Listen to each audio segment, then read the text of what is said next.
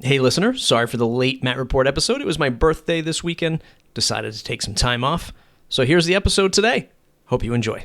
Hey, if you're like me and you need to get better at SEO, Brendan Hufford, creator of SEO for the Rest of Us, visit seofortherestofus.org/Matt. That's seofortherestofus.org/Matt. This might be the most no-brainer ad spot I've ever had to read. Let me just read off of the page of what Brendan has to offer for us. If you go to seofortherestofus.org/Matt, thing number one you can get is join the free One Ranking Away 5-day SEO challenge, a daily email with one essential SEO action to take that day toward your business goals. Number two, get 80% off the Need for Page Speed Challenge.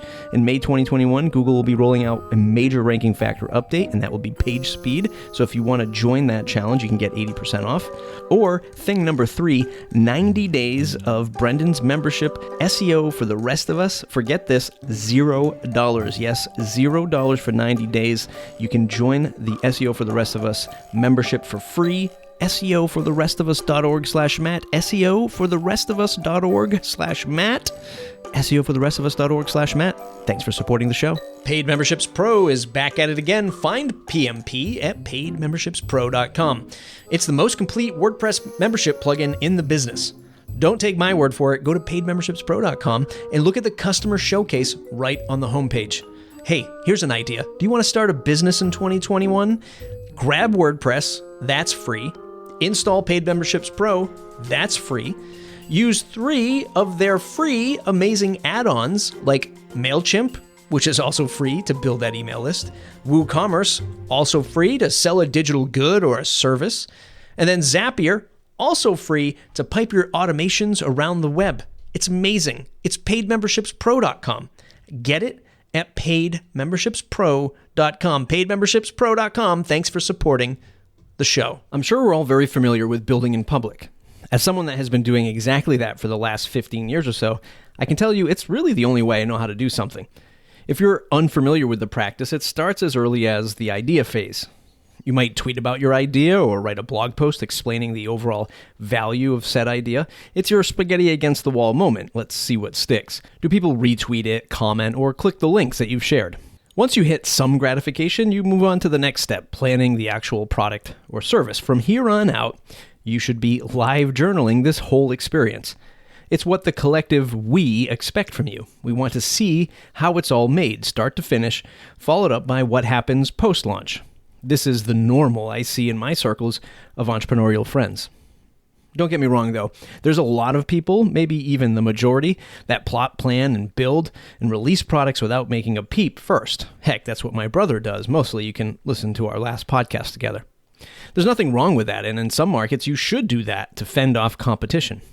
Today's guest, Kieran Ball, has done this about 17 times now in the no-code space. In fact, he started in the WordPress world, but quickly discovered his passion for building products were best achieved using other tools. You're listening to The Matt Report, a podcast for the resilient digital business builder. Subscribe to the newsletter at mattreport.com/subscribe and follow the podcast on Apple or Spotify or wherever you listen to your favorite podcast. Better yet, please share this episode on social media. We'd love more listeners around here. Okay, let's talk to Kieran and hear how he's built in public, 17 times now. My favorite one to talk about now is the one I'm working on currently, which is Community Copilot. So that's a kind of micro SaaS business built I'd say built mainly without code. There is some code in the background. I have a technical co-founder, so he does the kind of data side of things and I do like the front end stuff. But yeah, I'm excited about that one because I just think it's solving a real problem and it's in like a very fast growing space. I have other products which I think technically more challenging and more impressive, but they have zero traction. So I'm not quite as excited about those. But at one point, you were doing the WordPress thing. You were developing sites or designing sites with WordPress. How did that all go? Not very well. So yeah, in like 2014, the nonprofit I was working for shut down and I moved back to my hometown and I didn't want to get a regular job. So I decided to try and make it as like a freelance web designer. And I'd done a little bit of like HTML and CSS and I'd used WordPress to build my own sites. And so I kind of had some experience of just like hacking around with WordPress templates and customizing them a bit. and copying and pasting some PHP here and there. And so I started trying to do that, and I made a few websites for people, and I was always very nervous because I felt they were kind of hacky and I didn't totally understand what was going on. But, some of the people who I made the sites for are still using them today, much to my horror. They haven't updated their WordPress version in or maybe 6 years. But yeah, so I was doing that and I was enjoying it. But at the end of the day, working for clients and like working at the pace I was able to was too difficult, and I wasn't able to make enough. So I ended up starting a startup and finding a proper technical co-founder. So that's my day job, is like co-founder of the startup, but I don't do any kind of code or technical stuff for that. And then the no code stuff kind of came on the side as something to do as a hobby. Am I giving WordPress too much credit to being the precursor to you, like being interested in no code and maybe getting like the HTML front end and even back end shops to inspire you to use no code today? Yeah, that's absolutely true. I mean, I used WordPress for ages and ages, and I loved it. And for a long time, it was helping to scratch my creative itches.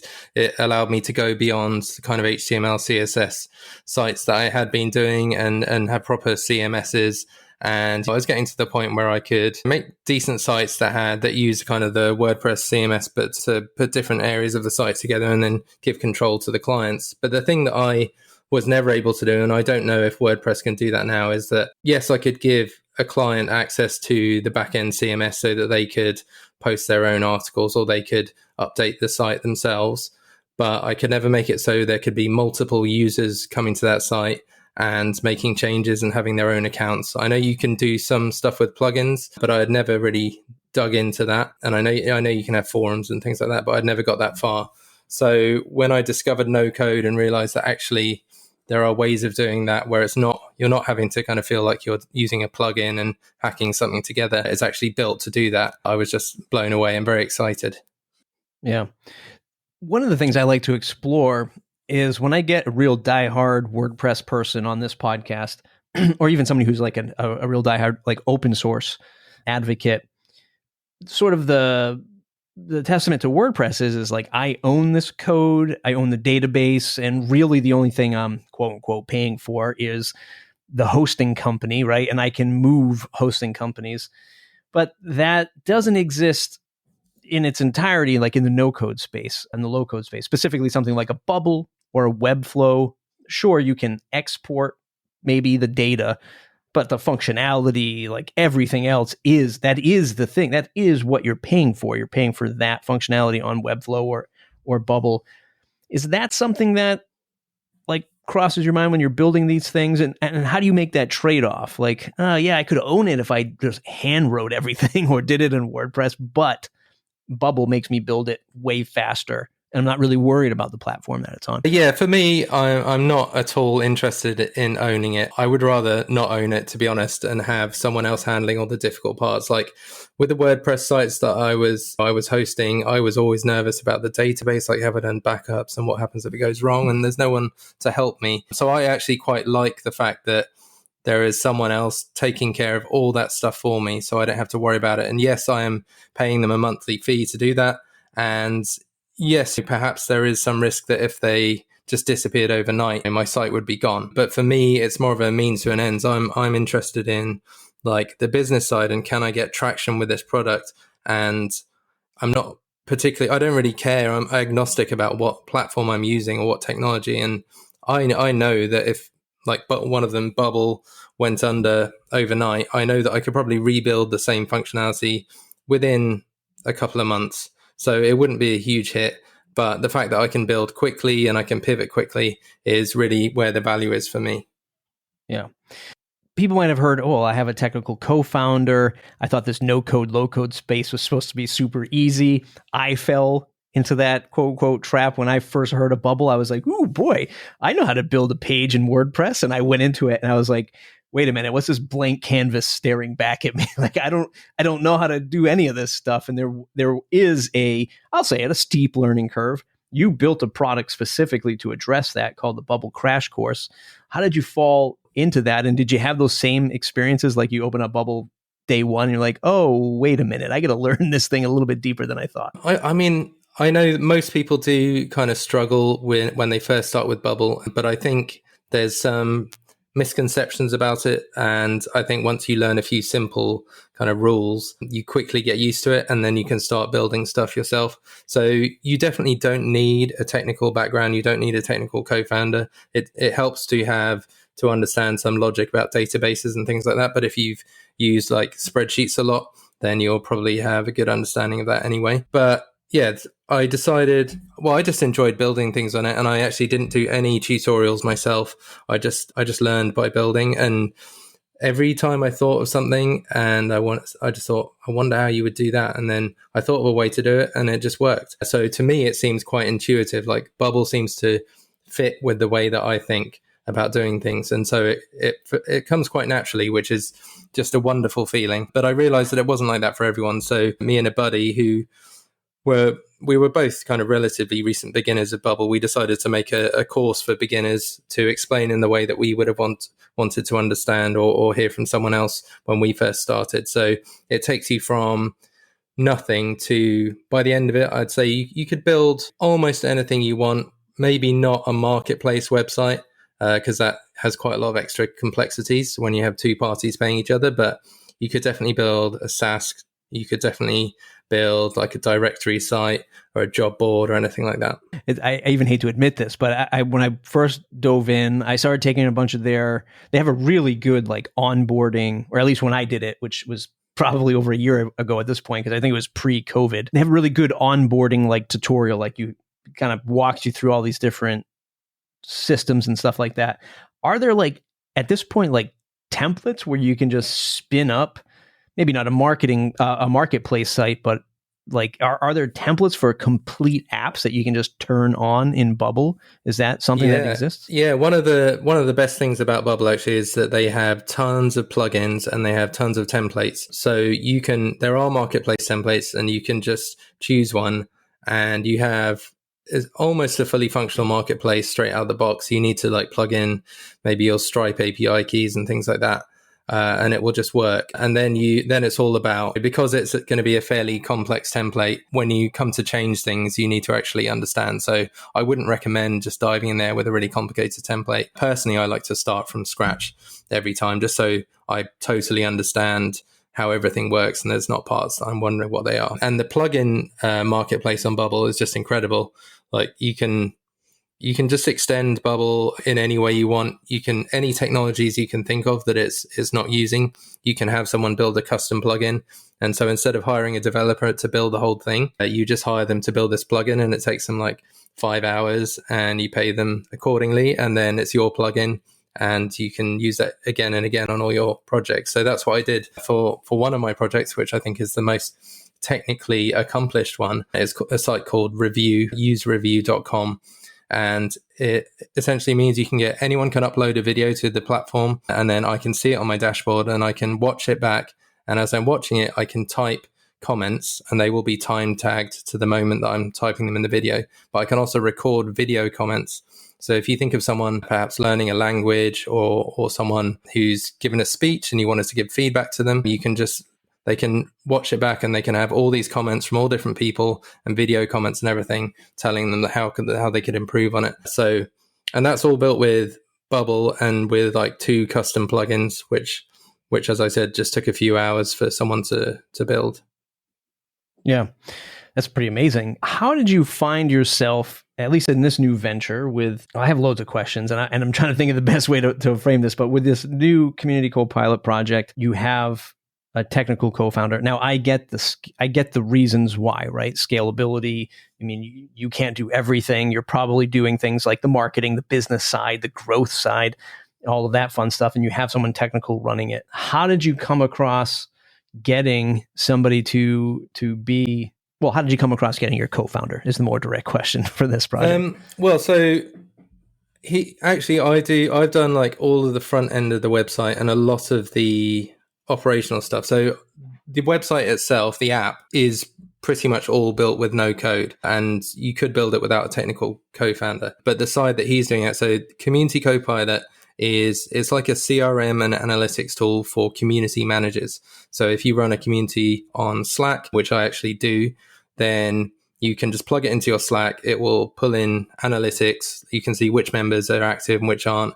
And you can keep notes on them. You can send messages to them and all that through the platform and just keep track of who everyone is. I actually met Kevin, my co-founder, through the community that I run. So he was in the community and I was saying, oh man, it's really hard to keep track of all these new members. And he said, why don't we team up on something? And so he's doing all like the data side. So all the data that comes out of Slack, he's grabbing out Slack in Python, he's putting it into a Hasura database, and he's doing some like clever sums on it, and then he's pushing that into Bubble. So we're using that because we think it's more scalable than using the Bubble database, purely because of the volume of information. We have one community that's using it that has 13,000 members.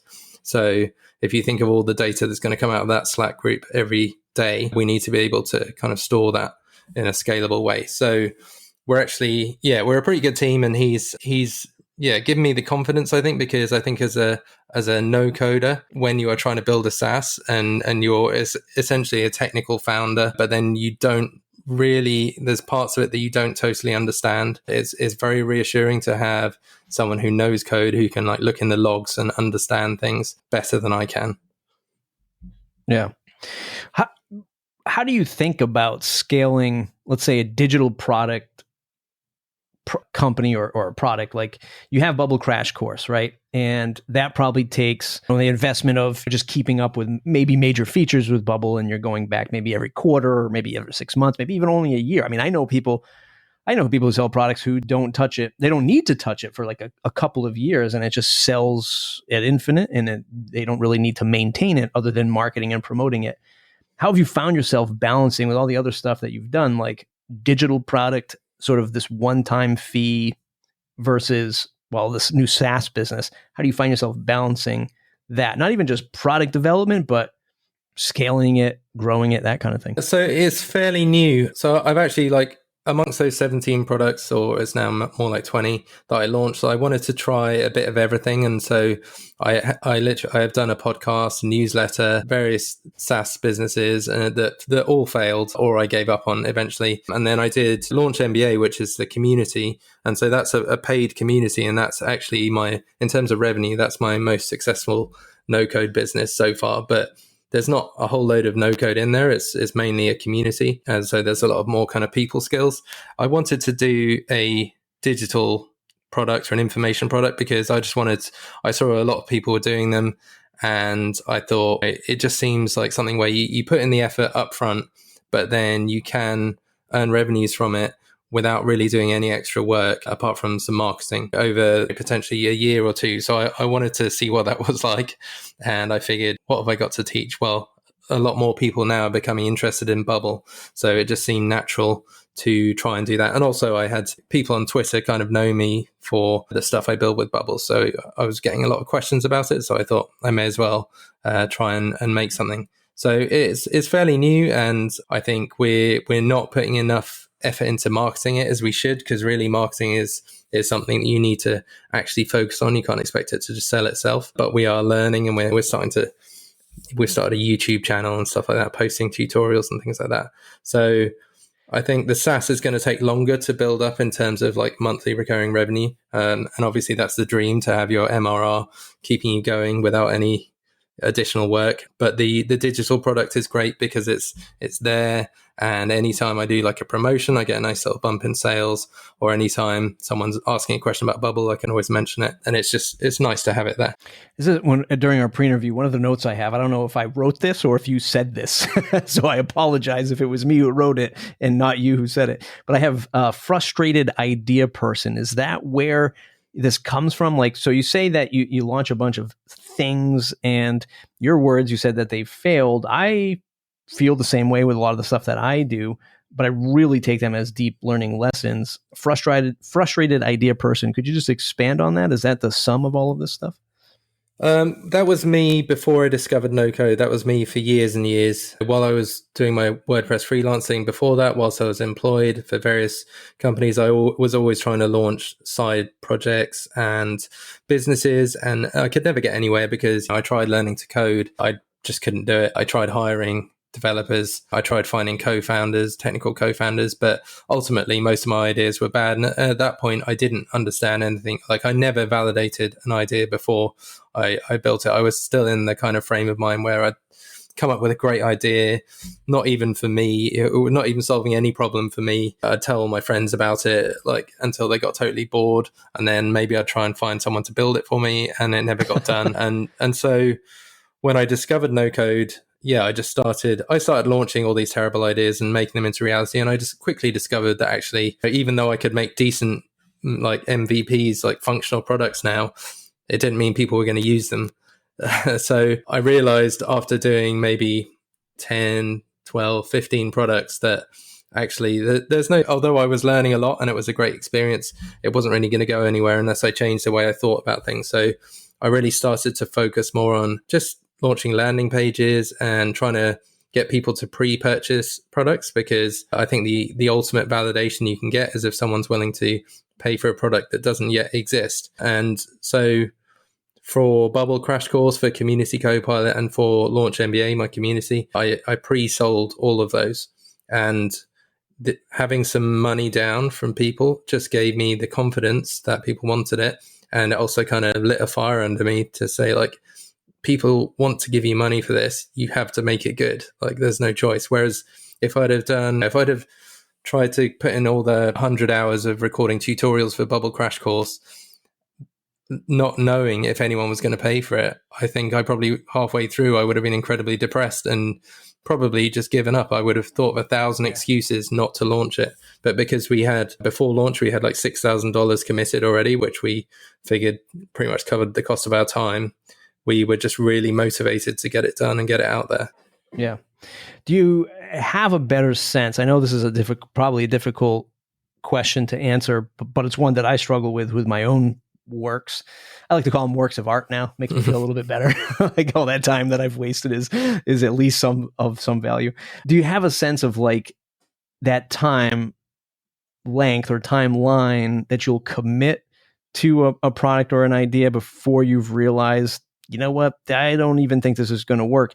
Even if it is, I have to get to the landing page and I have to pre-sell it, because sometimes it's very difficult to peel back from yourself and like look at the scope of work that you're doing outside of your body and be like, okay, you have to stop being motivated about this idea because it's not going to work. Do you have a sense of when you can find that clarity in a project these days? I mean, it's definitely helped me to launch so many things, because the more things I launch and the quicker I launch, the more easy it is for me to give them up. And that's not always a good thing, because there may be some great ideas in there or great products that I just haven't put the right amount of effort into to getting them out there. Some of them I just tweet it once, and if it doesn't get a response, then I just forget about it and move on. But I think in the grand scheme of things, it's good to have this kind of lack of emotional attachment to your ideas, because ultimately everyone has tons of ideas, and really by putting lots of stuff out there, you start to understand what it feels like when something has traction. Like you can put 5 or 6 things out and you're like, oh, I think some people seem to like that. Like I had 10 signups, but then when you put one out there and suddenly everyone's like talking about it and you've got like 100 signups and some people are saying, can I pay for this? Then you're like, oh, right. Okay. This is what it's supposed to feel like. So then you can kind of feel this pull of demand from people, and that tells you when you should keep going. But I have products like the one I mentioned, Review, where I still think it's a great product, and in the right market and the right niche, it could be really, really useful for people. So that's just still kind of there in the background. And if I'm talking to someone and I think, oh, this might be interesting, then I'll mention it to them. And it could be that just by having it there, someone will discover it, and then I'll discover a whole market that actually really wants this tool. Yeah.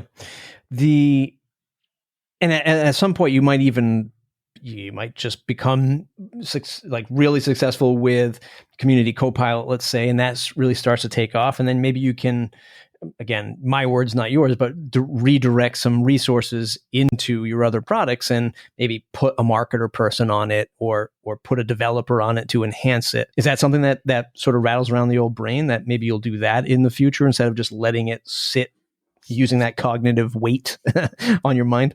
Yeah, absolutely. And I think as I grow as a person, I learn more and more every day about marketing and, what I should be doing and what I shouldn't be doing. So then when I'm kind of feeling stuck on one project, I can go back to an older project and think, well, how can I apply what I know now that I didn't know when I built this to this project? Can I clean up the landing page? Can I completely change the value proposition? And can I send it out and do some more marketing on it and just give it a push?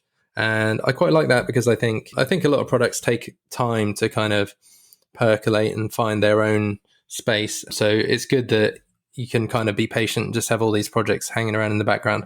Although I am, paying monthly for a lot of these things, but I figure it's worth it in the long run. Yeah. Yeah. At some point, your accountant's going to be like, well, what are you doing here? Are you going to, sell this off or let it die? Two questions. I see a lot of people now that I'm diving into the no code space a lot more and sort of just observing sort of a community of folks that I don't know really well. I know the WordPress and I know some of like the Bootstrap SaaS community fairly well. There's this tug of war of whether or not to start a personal brand, build an audience, and then launch products. Am I getting this right that you were sort of building products first, accruing an audience over time? But I don't really see KieranBall.com podcast or Kieran's Thoughts podcast. Is there something like that brewing in the background? Or do you say, no, I kind of like the methodology that I've approached this with so far? Yeah, I mean, it's really interesting discussion, like whether you should build an audience first. So I am kind of consciously trying to build an audience under the kind of no code life brand, although my website is awful and I need to update it. But that's kind of a side effect of just the fact that I really enjoy building and I enjoyed just talking about it. And so I hadn't actually used Twitter at all really until I discovered no code. And so that's why I started this whole new handle and just started tweeting about no code. And I found that like the audience, because no code is a growing space and it's growing so fast, it's been relatively easy to kind of accrue followers on Twitter. And I say easy, but I have tweeted over 5,000 times. So there's some work that's gone into that. And sometimes I do feel like I need to like write threads and add value and all this stuff. But I think in this situation, that has fed directly into the success of Launch MBA and the success of Bubble Crash Course, because when I launched those things, I was able to just do like a couple of tweets and it got retweeted by a bunch of people. And we got like a few $1,000s of sales on both products, got a few $1,000s of sales just from a couple of tweets when I launched it. So there's like, you kind of build up this goodwill amongst the community and then they're just happy to see you launch something. I wouldn't necessarily advise building an audience to anyone because I think you need to be certain that you're going to stick around in this space for a long time. Otherwise, you could waste years building an audience and then decide you don't actually want to build any products for this audience. And then it's time wasted. So it's a kind of, you put in the work before you create the product and you are having the risk that you may not want to actually launch or use that audience in the end. But it seems to be working well for me in the no code space. And I really like being able to like bounce ideas off of people and kind of be guided by the community. So like Bubble Crash Course, the idea came out of the fact that I was getting loads of people DMing me asking for advice on Bubble. So I was thinking, okay, people are interested.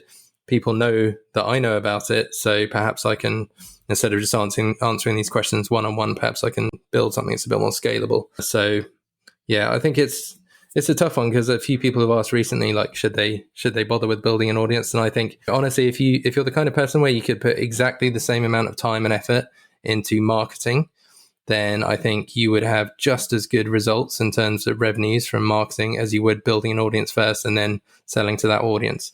But I know realistically myself, I wouldn't send out 5,000 cold emails to people.